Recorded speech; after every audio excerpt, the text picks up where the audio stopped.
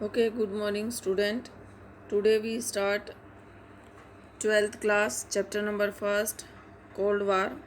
उसका पैराग्राफ है भारत और शीत युद्ध.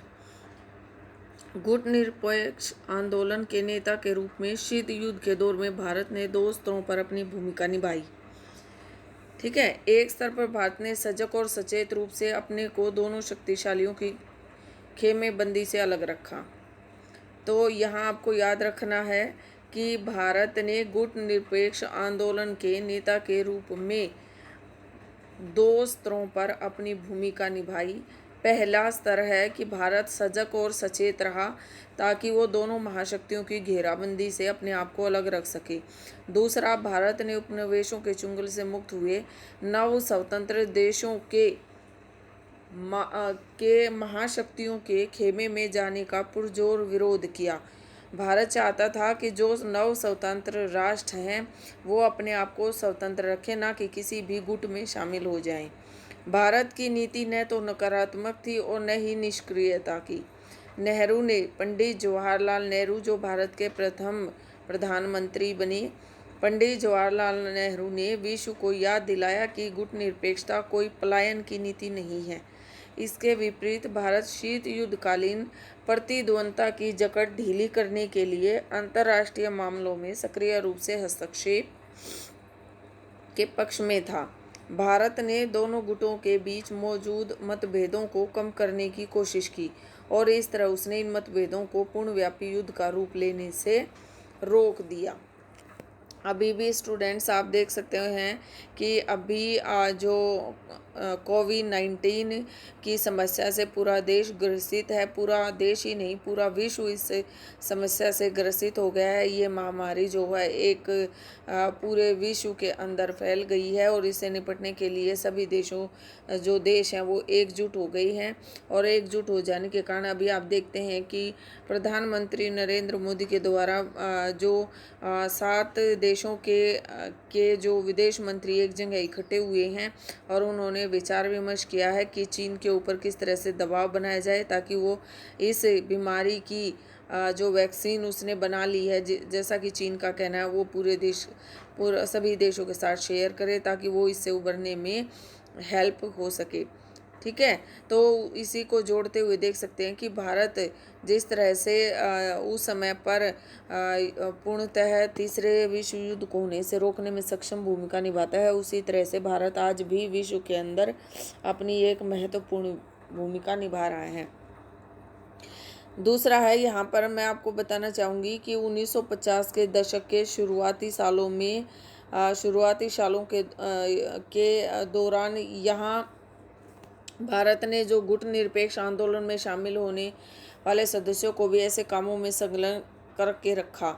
शीत युद्ध के दौरान भारत ने लगातार उन क्षेत्रीय और अंतर्राष्ट्रीय संगठनों को सक्रिय बनाए रखने की कोशिश की जो अमेरिका और सोवियत संघ के खेमे से नहीं जुड़ी थी. तो मैंने 5 देशों के नाम बताए थे जो गुट निरपेक्ष देशों आंदोलन स्टार्ट करने में जिन्होंने अहम भूमिका निभाई थी. वो देश थे जिन्होंने अपने आप को इन दोनों गुटों से स्वतंत्र रखा था. ठीक है. तो इस तरह से जो भारत है उसने एक महत्वपूर्ण भूमिका निभाई जो नव स्वतंत्र राष्ट्र हैं उनको इन दोनों खेमों से, इन दोनों गुटों से दूर रखने में. दूसरा है कि भारत के वास्तविक हितों, कुछ लोगों ने माना कि जो गुट निरपेक्ष है वो भारत के उदार आदर्श के जो वास्तविक उसके हित हैं उनसे मेल नहीं खाता है.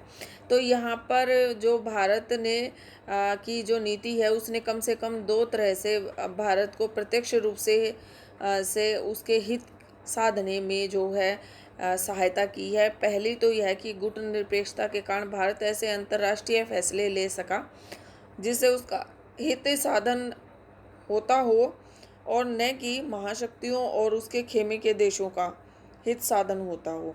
तो भारत को ये महत्वपूर्ण गुट निरपेक्षता की नीति अपनाने के कारण अंतर्राष्ट्रीय फैसले स्वयं लेने का अधिकार मिल गया. दूसरा, भारत हमेशा इस स्थिति में रहा कि एक महाशक्ति उसके खिलाफ जाए तो वह दूसरी महाशक्ति के करीब आने की कोशिश करे. अगर भारत को महसूस है कि महाशक्तियों में से कोई उसकी ओर की उसकी और असंतोष का जो कारण है उसको बढ़ा रहा है, तो अनुचित दबाव डाल रहा है, तो वह दूसरी महाशक्ति की तरफ जो है अपना प्रभाव डालने के लिए जा सकता है। ठीक है, तो इस तरह से दोनों गुटों में से कोई भी भारत को लेकर न तो बेफिक्र हो सकता था और न ही दोष जमा सकता था। इसलिए भारत ने क्या है, अपने आप को दोनों गुटबंदियों से अलग रखा। ठीक है, तो भारत की जो गुट निरपेक्षता की नीति है उसकी कई कारणों से आलोचना की गई है। तो ये भी इम्पोर्टेंट क्वेश्चन बन रहा है आपका यहाँ पर कि जो भारत की गुट निरपेक्षता की नीति है उसकी आलोचना क्यों की गई। तो यहाँ पर आलोचकों का कहना है कि भारत की गुट निरपेक्षता की जो नीति है वो सिद्धांत विहीन है। भारत अपने राष्ट्रीय हितों को साधने के नाम पर अक्सर महत्वपूर्ण अंतर्राष्ट्रीय मामलों पर कोई सुनिश्चित पक्ष लेने से बचता रहा है, ऐसा आलोचकों का कहना है। तो ये जायज़ भी है, हम क्यों किसी के पक्ष में जाएं, क्यों हम अमेरिका की तरफ जाएं, क्यों हम सोवियत संघ की तरफ जाएं, हम क्यों ना अपने निष्पक्ष रूप से अपने जो फैसले हैं वो करें। आलोचकों का दूसरा तर्क है कि भारत के व्यवहार में स्थिरता नहीं है। कई बार भारत की स्थिति विरोधाभासी रही है। महाशक्तियों के खेमों में शामिल होने पर दूसरे देशों की आलोचना करने वाले भारत ने स्वयं 1971 के अगस्त में सोवियत संघ के साथ आपसी मित्रता की संधि पर हस्ताक्षर किए। विदेशी पर्यवेक्षकों ने इसे भारत का सोवियत खेमे में शामिल होना माना।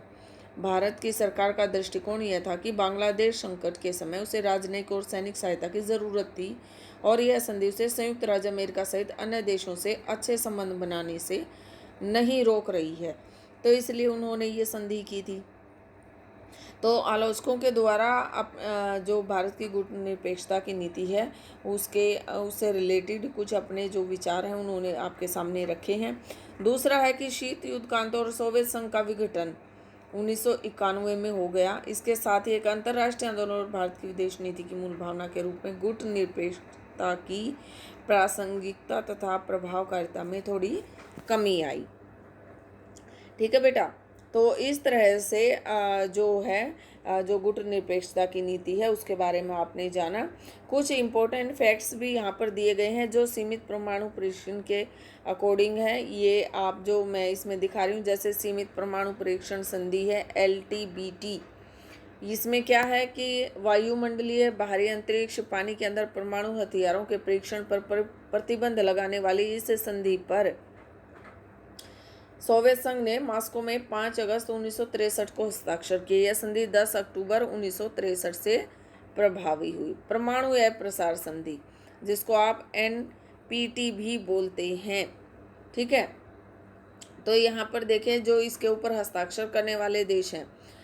जनवरी 1967 यानी कि 1967 से पहले किसी परमाणु हथियार अथवा अन्य विस्फोटक परमाणु सामग्रियों का निर्माण और विनिर्माण किया हो। इस परिभाषा के अंतर्गत 5 देश अमेरिका, सोवियत संघ, ब्रिटेन, फ्रांस और चीन को परमाणु शक्ति के रूप में स्वीकार किया गया और इस संधि पर 1 जुलाई 1968 को वाशिंगटन, लंदन, मॉस्को ने हस्ताक्षर किए। ठीक है, और फिर इस संधि को 1970 से लेकर 1995 के अंतर्गत अनियत काल के लिए बढ़ा दिया गया। ठीक है, फिर है जैसे सामरिक अस्त्र न्यूनीकरण संधि।